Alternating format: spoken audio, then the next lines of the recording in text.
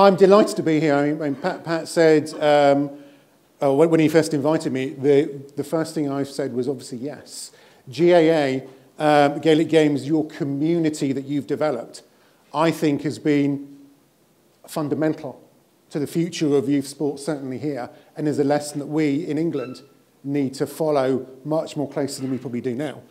If I could bottle 5% of whatever was in the main auditorium at that first lecture, when there was standing room only, you've got about 900 seats in there, I would love to take that back and give it to one club in England at grassroots level and make a big, big difference. So it's an absolute pleasure to be here, and I feel I'm very lucky. However, I will point out that I have very limited experience of GAA, apart from seeing some of it on Sky Sports. And all I can say is I think this pretty much sums up what my view was when I first saw hurling. I'm a cricketer, far more sedate.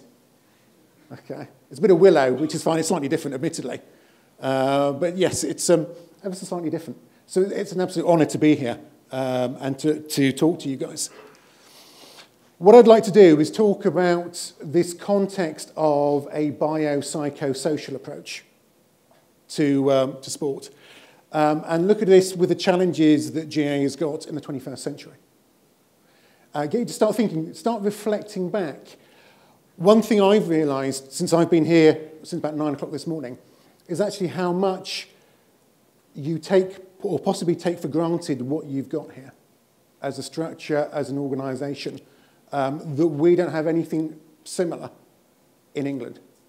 You're really fortunate, and your young people here are absolutely, hugely fortunate, lucky to have everybody who is as altruistic as you are to be here, to engage in this. What we're going to do today is look at this idea about sports science as well. Going to look at identity and community, something that you all ascribe to, you're part of this community. And also how we can challenge and develop existing practice. The presentations this morning have actually repeated or have set up quite a lot of what I'm going to say today, which is really good because I can then reinforce that message. However, the first thing I'd like to point out is where I come from on this. If you look at the way sport is experienced by young people, it is performed physically. It is experienced mentally, but fundamentally, it is understood socially. I am, for want of a better word, as well as sports coaching, I begin to call myself a performance sociologist, understanding why we perform in the way that we do. And I'm going to get every one of you in this room to look back at your own selves as you were growing up. I've got some very, very embarrassing photographs of me playing football at the age of 3, which will be moderately amusing for me, even more amusing for my brother, who's also in the photograph, and he doesn't know me yet. In England and other parts of the UK, we are being pressurised an awful lot into looking at talent development strategies. There is a huge emphasis on sports science with talent development. Now, I'm not, with a sports science background, I'm not going to criticise sports science, but I'd like to point out that what is often out there is actually limited. So what we tend to have you heard of long-term athlete development, LTAD? Okay. Problematic concept, very little evidence for it, but it's still prevalent. Everything that's out there at the moment tends to have a biological or psychological focus. And as we know, and as I've seen today, what's missing is the individual, the person, understanding the context of that, which I'll look at as we go through. We know, for example, that the majority of models that are out there have huge theoretical and evidence-based flaws. Long-term athlete development, LTAD, as is known, the work of Istvan Barley, is only actually focused upon 4 elite skiers on a double quadrennial periodization plan. And yet it's been rolled out across every single other sport in the UK. So it's problematic. So we start from problematic concepts. However, what we're beginning to be aware of now is that we need to be far more interdisciplinary. And what was fantastic for me this morning was to hear the minor review group and actually see that what is happening is they're looking at the biological, the psychological, and also the social context. In a sense, GAA is far more advanced than any other sport in England on that basis, than the FA. FA's DNA idea, the four corners model, is getting there slightly, but it's way behind you guys, which is fantastic to hear. We have a missing ingredient in this. At the moment, we only focus on the biological and the psychological because you can measure it easily. The problem, as we found, as we heard this morning, is biological and psychological development is not linear. So even though you might be measuring something for a 12 or 13-year-old, whether it be their VO2 max or limb length or whatever else, that's going to change. It can't predict anything. And as the guys from Carrie were saying this morning, you cannot predict talent for young people. You've got to engage them in the whole process. People change massively. There's some work going on at the moment looking at the England football. I'll gloss over it very quickly because England football isn't exactly hot at the moment. If you look at the England under 17s in the Euro Championship and you look at how many of them are playing top-level football 10 years later, between 2001 and 2005, the 60 players who are in those squads, only 4 are playing in the Premiership. And that's the England level. So you cannot easily predict this. Which makes you think we need to then think about how do we encapsulate everything that's involved. It isn't just biopsycho. We need to understand this journey. We need to understand the social aspect of it as well. And this is something that's ingrained with GAA, where you come from, identity. Fantastic this morning when people were asking questions, because the first thing they said is where they came from, where their allegiance was, where their home was. And that's brilliant, because that just shows how the culture of sport is so central to everything that we do. What we're trying to look at is this biopsychosocial approach, where we can understand individuals' participation and development holistically. I'll give an example. Those of you on Twitter, hopefully you follow Nick Levitt, who works for the FA. He gives a brilliant example of one of the most talented 12-year-olds at Fulham FC in the academy, who was dropped because he was 20 minutes late to training every week. So the manager of the side actually said, no, you're not committed enough. We'll drop you. It's only afterwards that they got in touch with him to find out why he was so late. Well, it turns out that after he left school, he had to go home because his mum had MS. I had to help her. Then he had to feed his little brother. Then he had to go and catch a tube train, a quarter of the way across London, then an overground, and then a bus. And they had to walk the last quarter of the mile from Putney Bridge. And he was dropped because he was 20 minutes late. So actually, we need to understand these things and actually how important they are for us. So what we're trying to do in a report that we published about 3 or 4 years ago now for Sports Coach UK, looking at participant development, is get all of these key areas, the biological, the psychological, and the social, and actually put them together. We know, for example, that there's lots of stuff out there about the biological approach to talent and participant development. Issues of maturation, coordination, strength, posture, balance, speed, all that sort of stuff is out there. However, we need to be aware that people and young people don't develop at the same rate. Everybody develops differently. I used to play, I went to a school that was very hot on rugby. I used to play rugby, and my claim to fame is Richard Hill, the former England number 8. I was originally the number 8 for the school team at the age of 11, because I was quite big. Admittedly, height rather than width, which has just increased over time, apparently. So that's my claim to fame. I took his place. However, I stopped growing at 11. and nobody else shot up, so I ended up on the wing. So actually, there's a huge amount of physicality that we need to be aware of. People don't develop. We cannot, as we said earlier, we cannot put people in an individual position just because it's useful at that time. There's also an assumption in a lot of models that are out there that performance equals success. It doesn't. Physical performance does not equal success. You can be better, but you're going to change. And we also know that training and practice is not enough. 10,000 hours. You've all heard the 10,000 hours. Rubbish. Ugh. Makes me mad. Okay, 10,000 hours of inherently unenjoyable, deliberate practice. I can't wait.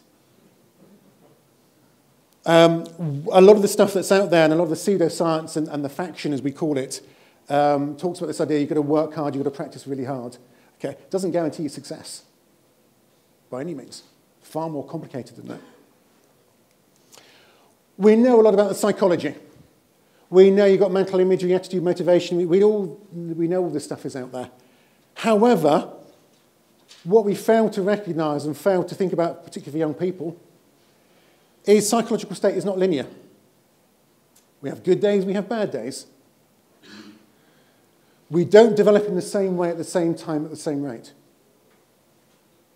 Really, really interesting with this is, if you look at Australia when they had their talent development scheme, they actually didn't bother to focus on anybody really until the age of 18 because they knew then they were mature enough. They'd stopped growing. They were psychologically more stable. So a lot of money where it's put in at a younger level to try and identify talent is often wasted. We know that life has a significant effect on mental state. But we also know, and this is something that's happening far more in England, is we have a lot of pseudoscience coming out now. A sport that I'm close to that will remain nameless and isn't golf is now doing MBTI, if anybody's heard of Myers-Briggs, to identify talent and performance in young people. Now, I wouldn't use it at a management level. So why the heck they're using it on young people to work out what abilities they've got in the future, I've no idea. So we've got to be very wary of that. I think with an amateur sport like Gaelic sports are, then there's less of a push for them to come over and try and sell you a product.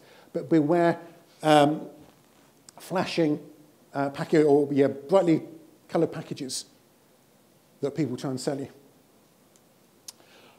All that these models do is they create a sporting body, something that can be measured. The reason we're so good at cycling, the reason we're so good at rowing in England is because it's simple to measure.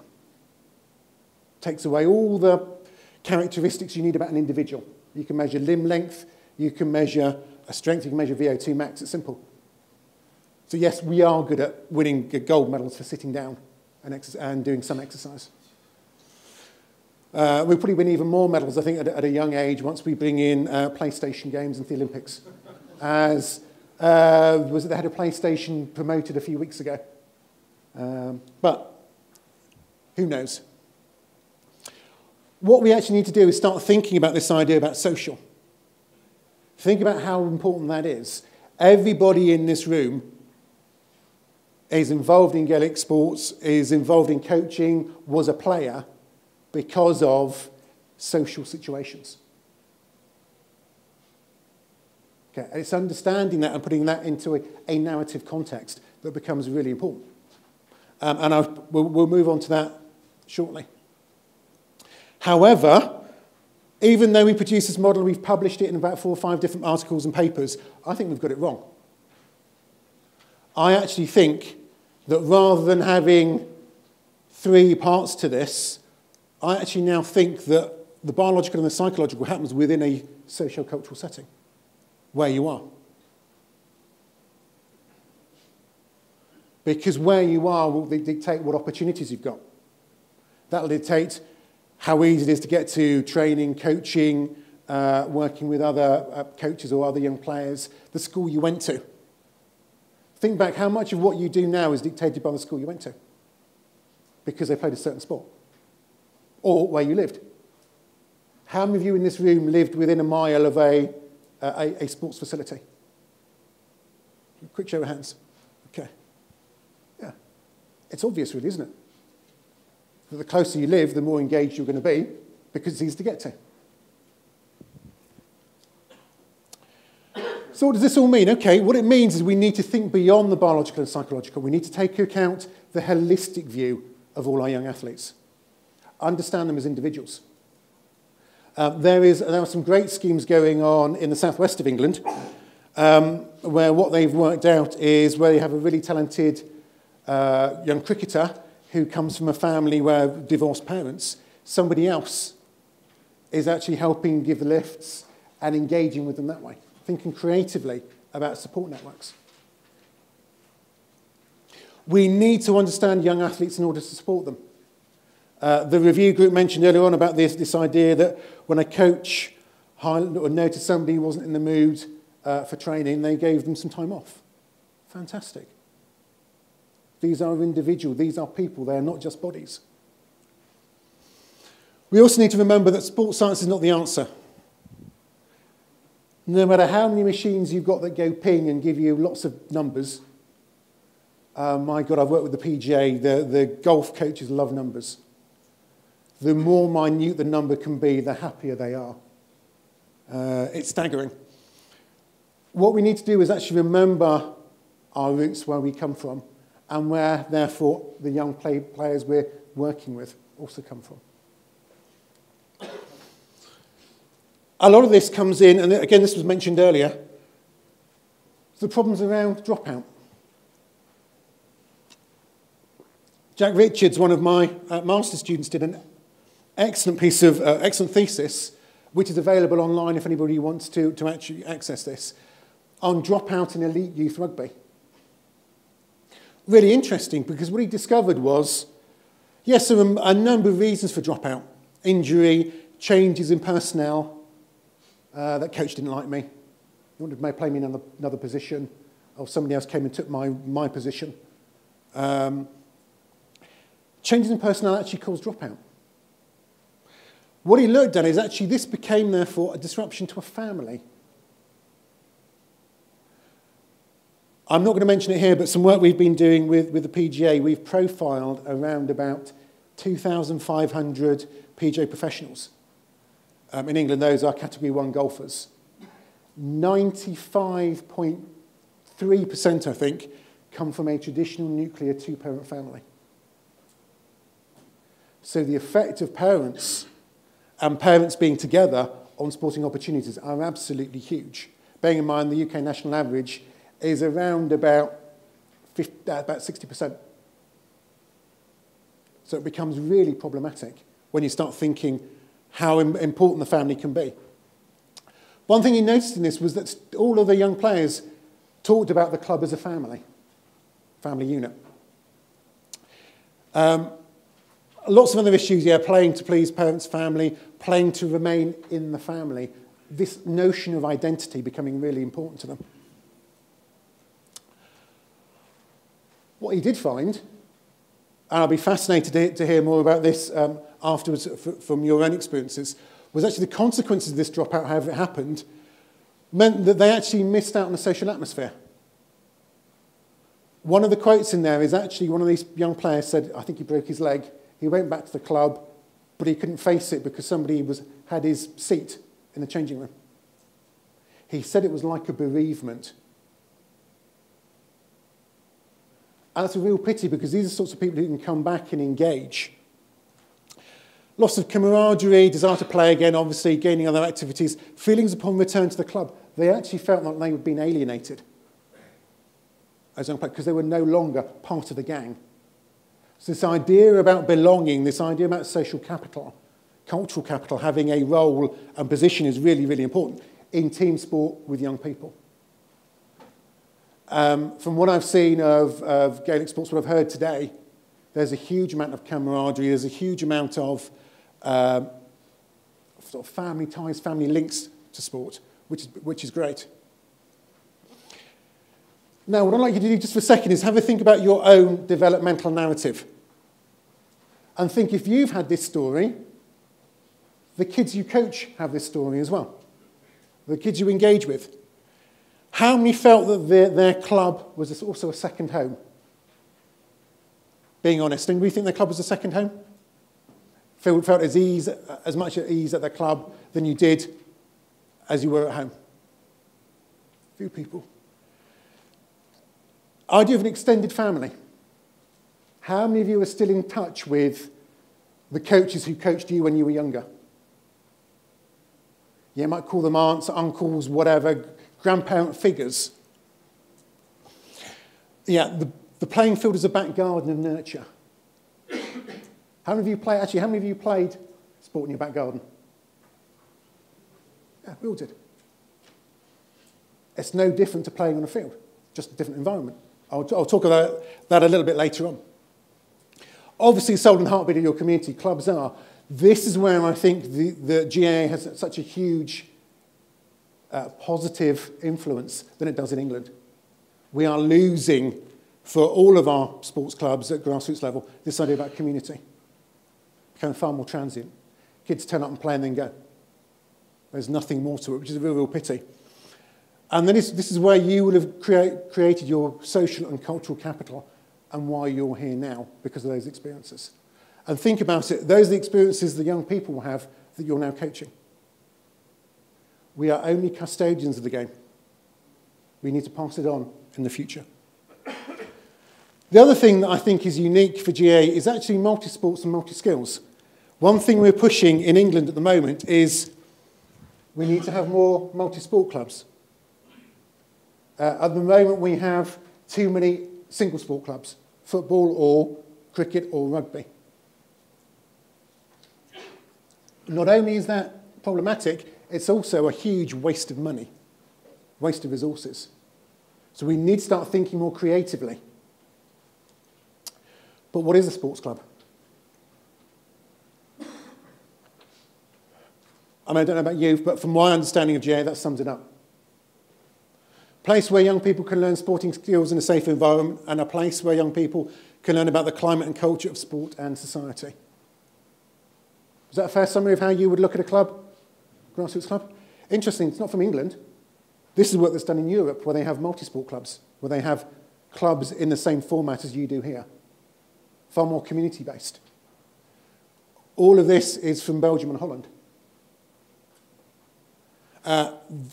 Sort of sidetracking slightly, the bit I love about every time a country wins the World Cup is we send thousands of coaches over there to go and look at their football system. They'll stand there and they'll look at the football pitch and then ignore everything that's going on behind them where all these kids are doing loads of other sports and activities and engaging in sampling behaviour who will then become the elite performers in the future. We miss a trick far too much. You, I think, are fortunate because with GAA you play multi-sports and you gain multi-skills. And that is such a huge advantage. But it's not just that. It's actually the fabric of community life. Love this story. I mean, I've got no idea about Kelly's football, none. But she sounds wonderful. It's actually part of the social structure. It pervades life from birth, as we heard this morning, all the way through to death. You are part of it. You are part of this culture. And that's a really, really fortunate thing to have and be engaged in. The first time I saw this, I thought, wow. Okay, you've got clubs everywhere. You cover the entire country with opportunity for young people. The more you can engage with that, the more you can keep them coming, better. Doesn't matter if they ever get to play at Croke Park. If they're engaged in the game, if they're enjoying the game, they are going to be the custodians of the game in the future. We are more likely to coach somebody who will become a coach or administrator than we are a medal winner. So we just need to be aware of how important that is. As I said, community and family. Fantastic. Engagement with the local community, involvement, getting young people involved, everything about GAA, everything about that you do that you accept that you do, but maybe not acknowledge what you do, is good practice.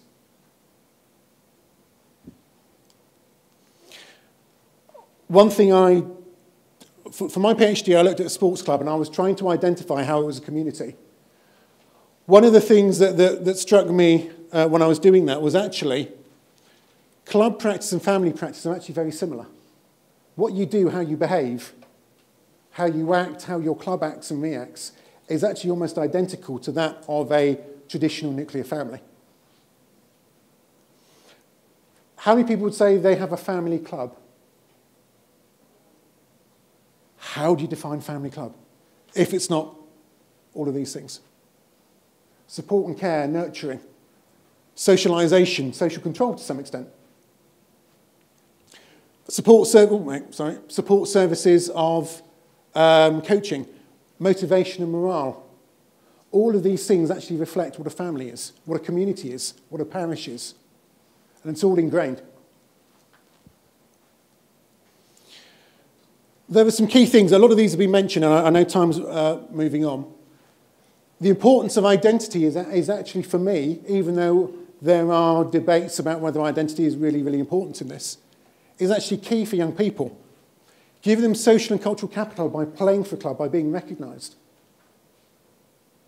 There's a rugby club not far from where I am where they've actually buddied up the first teamers with the kids. So one of the first teamers actually knows one child's name and will have a chat with them afterwards. That child, regardless of what happened on the pitch, will go home and say to their parents, oh, the first team captain came and had a chat to me afterwards. It was fantastic. Gaining social and cultural capital is really, really important. Not just for sport, but for the health legacy as well. I mean, you already know, community volunteerism is really important. Identity, comradeship, integration and commitment are all key. But we have a challenge, or GAA has a challenge now, and that's globalization. And also the transient nature of life in the 21st century. At grassroots level in clubs in England, we are noticing that you lose the majority of your young players at the age of 17, 18 when they go to university, because they ain't coming back. I don't know how much that's an issue here, but what we find in England is, in particular with cricket and rugby, is get to university, they stop. I teach a sports science degree. We've done some work on, you've got of all the sports science students who come onto the undergraduate degree, they're all doing 3 or 4 sports until they get to university, and they stop. Mainly probably because of alcohol and the opposite sex, but that's another story. But they stop, so they lose, we have this transient nature. They may come back into sport, if we're lucky, at the age of 30, when they've got a job and they're settled down. But we miss that, and actually that's having a negative impact upon all of our clubs at junior level. We also have competing interests. And interestingly, PlayStation 2 have bought out GAALic Games football, which hopefully you're all using as tactical systems for the kids, get them to go and do their homework on the best plays and everything else. I think I was destined to play cricket. Pretty much, wasn't I, really? Ooh. If you take it into account, there's a school, there's a club. My house was just down at the bottom here, so it was about 5-minute walk up. And in red there is one of my best friends played, who ironically now plays or has played county cricket. We spent all of our life up here, as you guys probably did when you were growing up, as your children, our children need to do in the future, as the next generation needs to. Engage not just on a practical practice sense, but also in a playing sense as well. I said it was going to be embarrassing. My dress sense hasn't changed. My ability probably hasn't changed as well, by the look of it. I mentioned earlier about, it's wonderfully embarrassing for my brother. I can't wait to show him this picture. About being part of where you're from. Now, you'll notice, and I deliberately chose this one, I'm right-footed. I don't know how many other soccer players we've got in the room. I'm right-footed, but I can only ever play on the left. Although I'm right-footed, I cannot play on the right. I cannot get my head around playing on the right. Anybody want to suggest a reason why that might be? You are Sorry? You were born left-footed, so No. over now. No.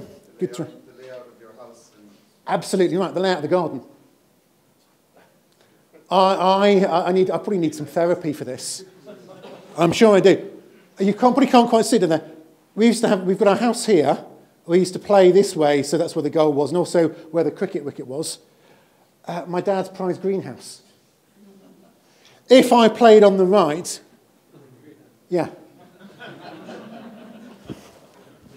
Okay, now think about it. How many of you in this room have, for some reason, got I don't know what you call it, a preference in your sport because of where you were born and brought up, where you could play when you were younger? Now, if you take it on, cricket-wise, I'm an opening batsman. I like to face fast bowling. I like to play fast bowling, which normally towards my head after it bounced, to play sort of hook shots and there's other things. What can you suggest in that garden, or in that picture, might have made me an opening batsman?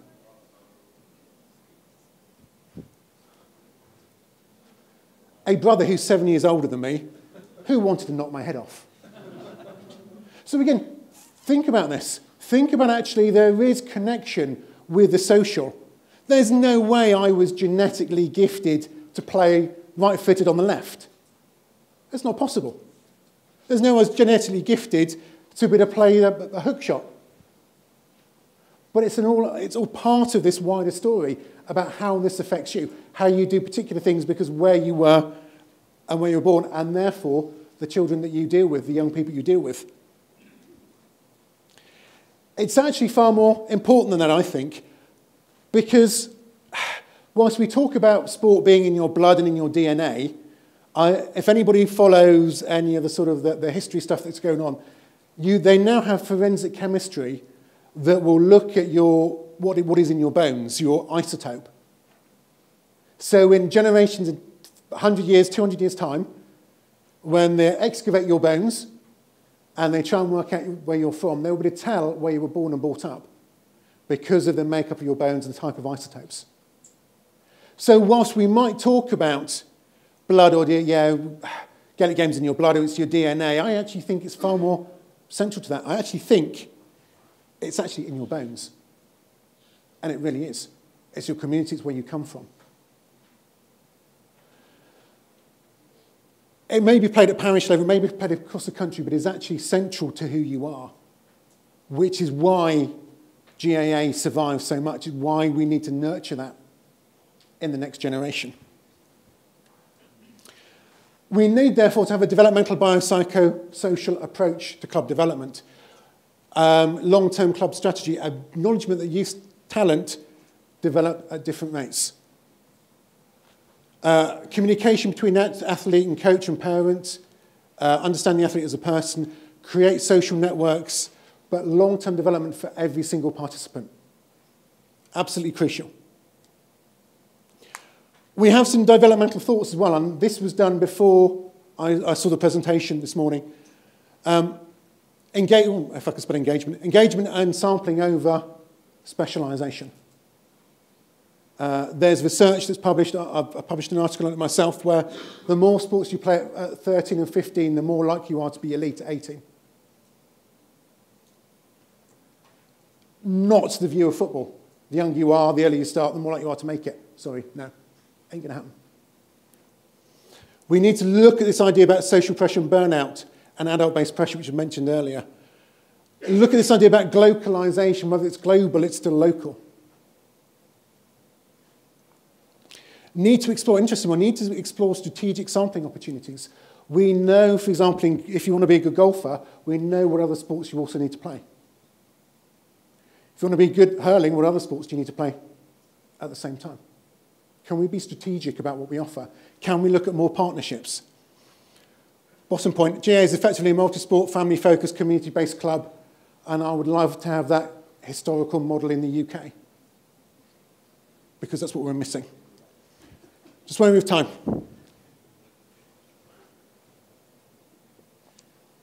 Something we know about elite athletes, and golfers in particular. The The bit I love about this is actually you're better off being the youngest of at least 2 siblings. I'm better, I'd like to think I'm better at cricket and football than my brother, because I had to learn from him blooming quick. So we've now got to the stage where, okay, if you've got somebody new coming to coaching, what you do is you find out if they've got a younger brother and ignore them. Or just focus on the younger one. So for those of you who, those of you who have kids, just ignore your eldest born child and just focus on the second one, okay? But you look at all the research, all the evidence goes with that. We know you don't need to specialise early. We know you need to play particular sports as well. However, what this does do is create the problem that if we socially profile people, we realise that some people don't meet that criteria. So how can we then support them? That's the key question out of that. Going to have to whiz through. Okay, in age of sports science, pressure and performance, we need to monitor that very carefully. We need to remember that the young people are people, not just bodies. We need to be aware that we need the social context. Every club has a different social context. Yeah, Gaelic, and the last point on there, Gaelic sport is not just in your blood and DNA, it actually is truly in your bones. Thank you.